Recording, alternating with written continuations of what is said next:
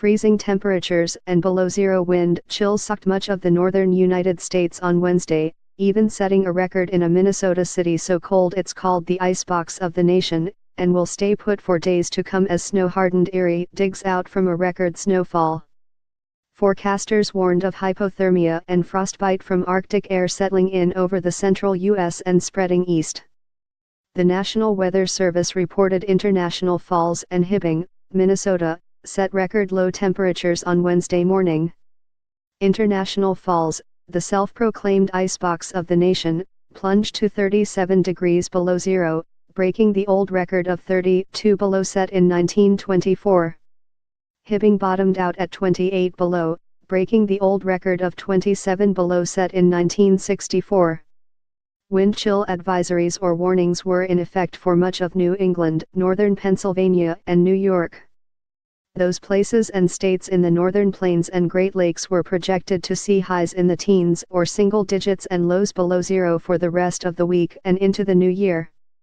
The National Weather Service said wind chills in many areas Thursday could make temperatures feel below zero. Brrr. After record snow, bitter cold ahead for northern U.S. Meanwhile, Erie was recovering from a storm that brought 34 inches of snow on Christmas Day, smashing the daily snowfall record for the Great Lakes city of 8 inches, and 26.5 more inches on Tuesday. More than 65 inches have fallen on the city since Christmas Eve, with several more inches falling Wednesday as residents dug out in frigid temperatures. Strong westerly winds over Lake Erie picked up moisture, developed into snow and converged with opposing winds, dumping snow in a band along the shore from Ohio to New York, said Zach Sefcovic, a National Weather Service meteorologist in Cleveland.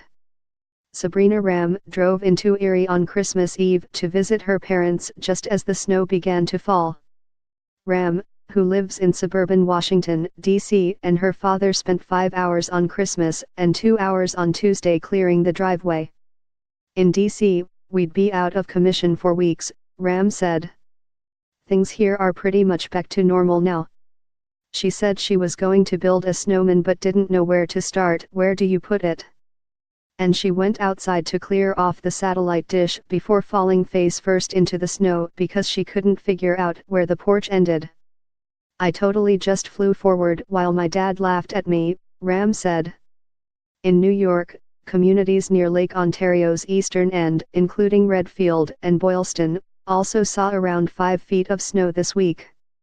The storm's timing was good, since people were off the streets and staying home for Christmas, giving plows more space to clear streets, officials said.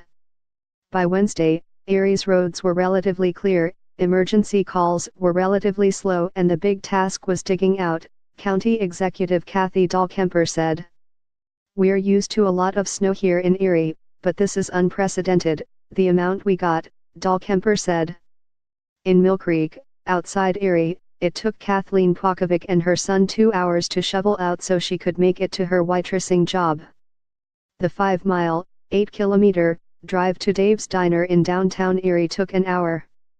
Pokovic and the cook opened the restaurant at a little after 6 a.m. in single-digit temperatures.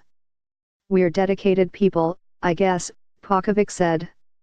Something else helped. It took 800 milligrams of ibuprofen after all that to get me to work.